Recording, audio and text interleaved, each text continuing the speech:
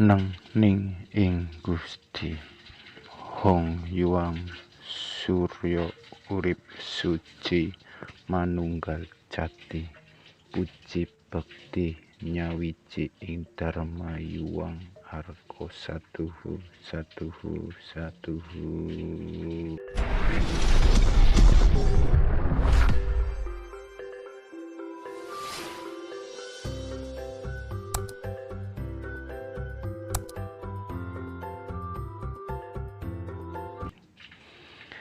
Pertanyaan paling tabu untuk orang-orang Indonesia. Kenapa kita kok dibuat takut untuk menemukan kebenaran sejati selain kebenaran yang sudah ditetapkan oleh orang tua kita? Sejak usia 7 tahun, kepala saya terus dipenuhi pertanyaan ini dan serangkaian pertanyaan lainnya. Pertanyaan yang sangat singkat, tapi saya membutuhkan lebih dari 30 tahun untuk bisa menemukan jawaban itu, yang menurut saya mengarah pada kebenaran sejati.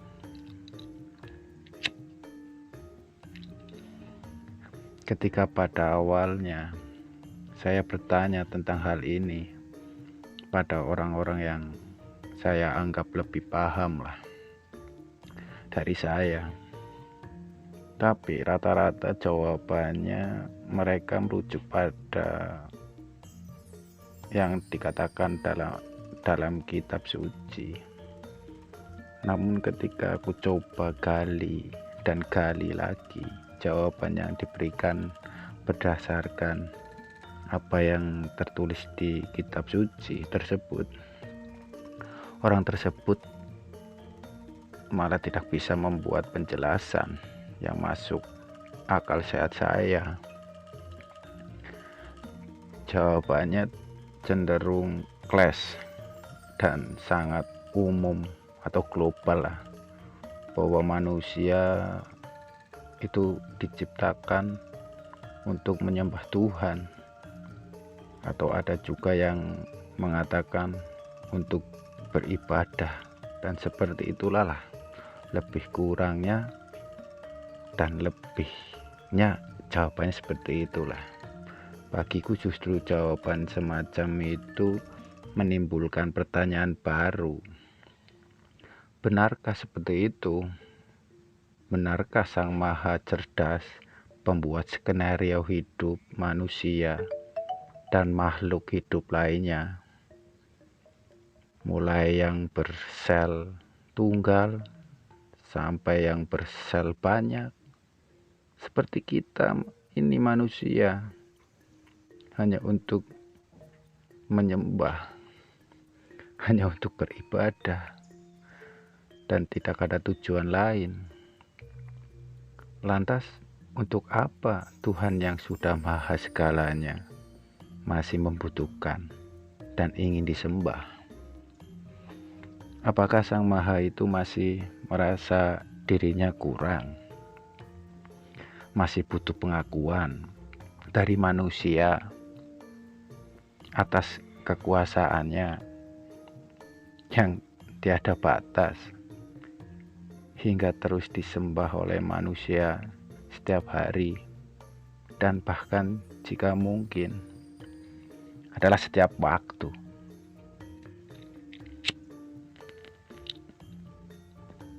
Saya sering membayangkan dengan cara sederhana seseorang anak bahwa orang tua saya yang sama sekali tidak maha segalanya pasti akan risih jika setiap hari saya sembah-sembah.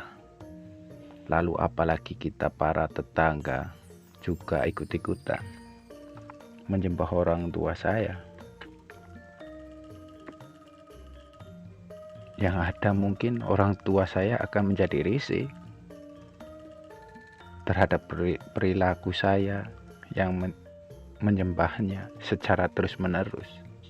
setiap saat, dan bahkan jauh lebih stres jika ditambah lagi seluruh tetangga menyembahnya setiap hari dan setiap waktu.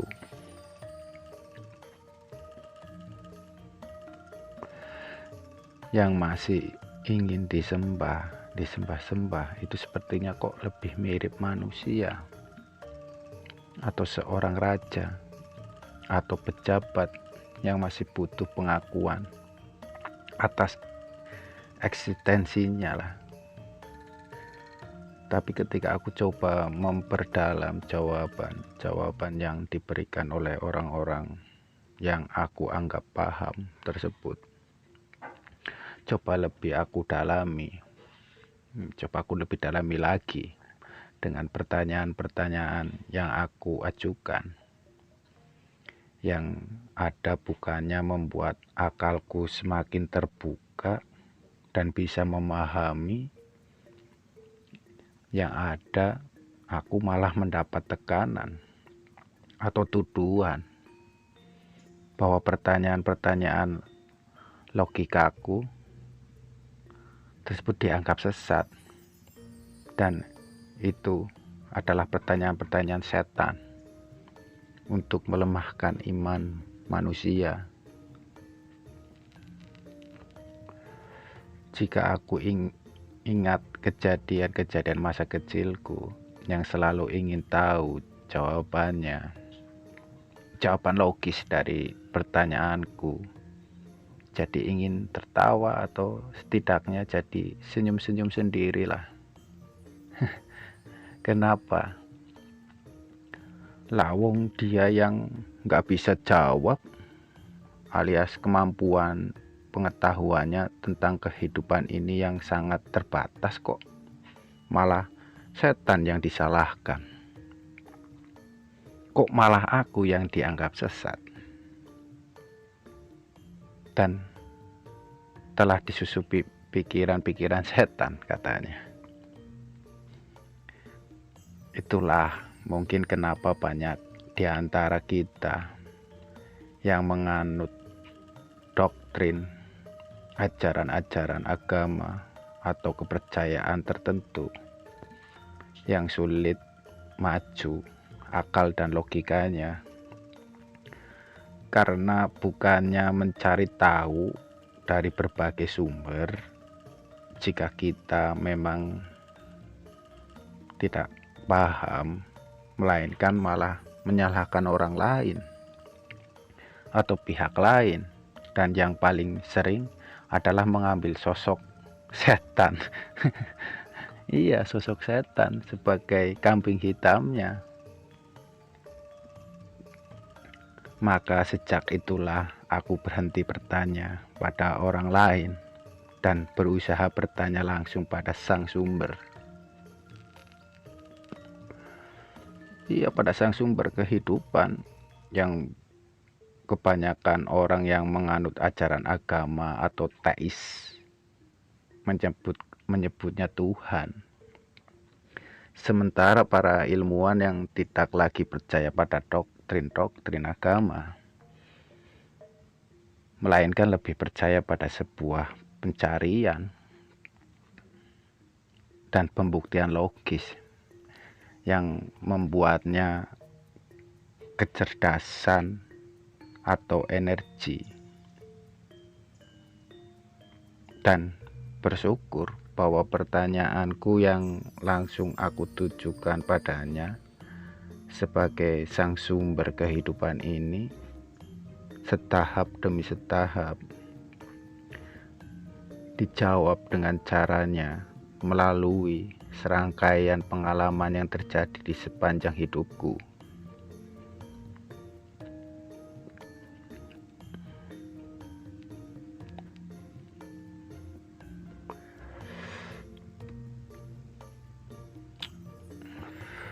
Dan begitu pula dengan aku ketika aku ditanya tentang untuk apakah kita hidup di dunia ini.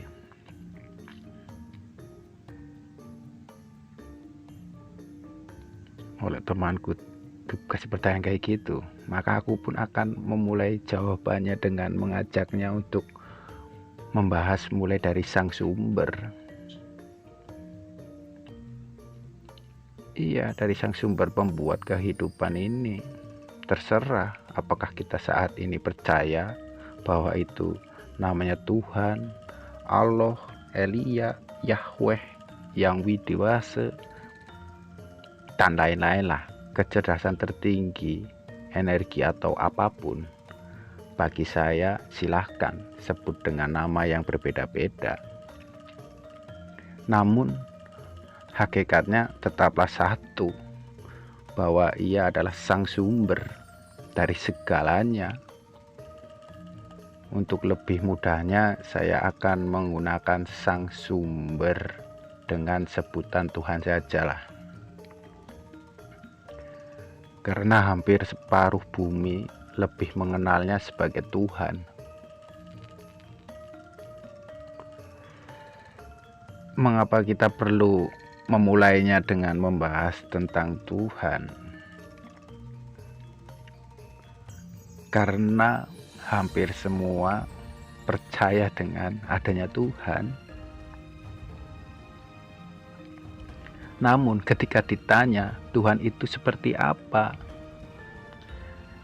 jawabannya bisa sangat beragam dan berbeda-beda, bro, antara satu penganut agama atau kepercayaan dengan agama lain.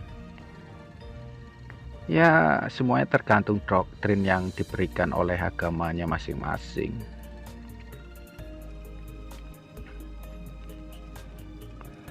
Jadi, tidak ada standar Tuhan yang disepakati oleh semua penganut agama. Namun demikian mereka pada ujungnya sepakat bahwa Tuhan adalah sesuatu yang tak bisa didefinisikan atau dijelaskan dengan cara apapun. Nah loh, bagi saya jawaban-jawaban dari di atas malah membuat saya bingung. Kenapa kok kita percaya dan menyembah sesuatu yang tidak bisa dijelaskan, dan bahkan tidak akan bisa kita pahami dengan cara apapun?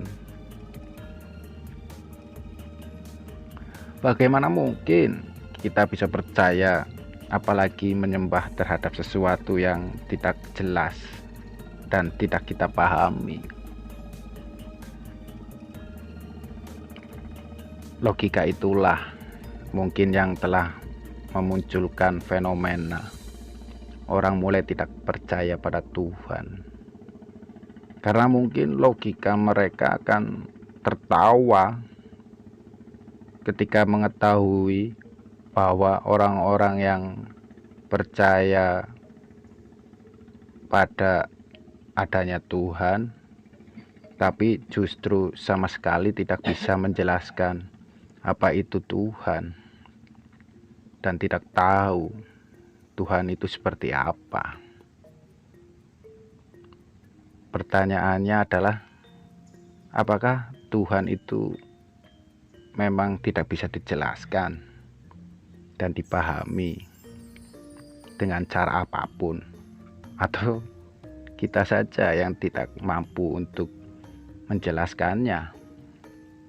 Karena bagiku terbatasnya pengetahuan kita dan begitu malasnya kita untuk mencari hakikat sesungguhnya dari apa yang kita percayai sebagai Tuhan.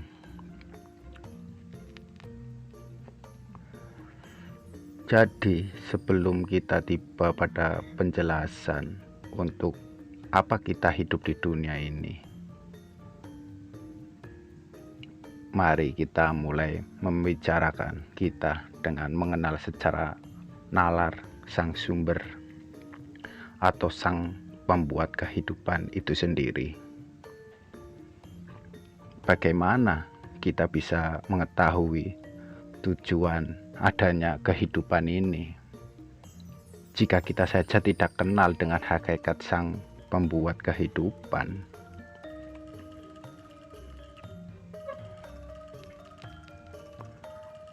Yuk kita ikuti pembahasan kita selanjutnya tentang apa itu yang kita sebut dengan Tuhan,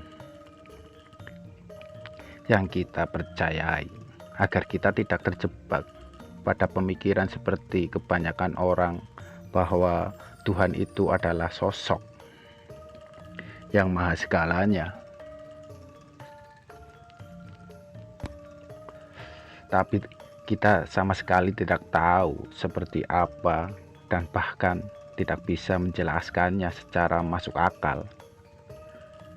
Hingga yang terjadi saat ini adalah fenomena banyak manusia atau bahkan pemuka agama yang manusiakan Tuhan atau menganggap sifat-sifat Tuhan mirip seperti sifat-sifat manusia.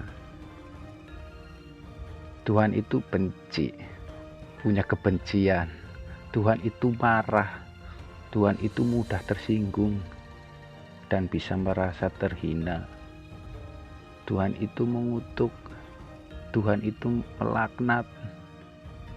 Tuhan juga pilih kasih dan sebagainya lah. Dan hal inilah yang telah membuat kekacauan besar di bumi ini. Karena bukannya kita kenal Tuhan seperti apa dan mengikuti sifat-sifatnya yang sesungguhnya, melainkan kitalah yang telah membuat definisi Tuhan itu seperti apa dan lebih dimirip-miripkan dengan sifat-sifat manusia. Dan yang lebih menyedihkan lagi itu adalah dimirip-miripkan dengan sifat buruk manusia yang suka membenci, mudah marah, mudah tersinggung, suka mengutuk, dan mungkin melaknat. Itulah yang lebih parahnya. Kemudian orang-orang yang sesungguhnya sama sekali tidak tahu dan mengenal Tuhan yang sesungguhnya justru diakui sebagai guru atau pemberi ajaran-ajaran bagi umat. Dan lucunya, umatnya dengan mudah percaya begitu saja dan mengikutinya tanpa berpikir dengan logika akal sehatnya, agar Tuhan yang mereka percaya sebagai Sang Maha ternyata sifatnya 11-12 dengan berbagai sifat-sifat buruk yang dimiliki oleh manusia.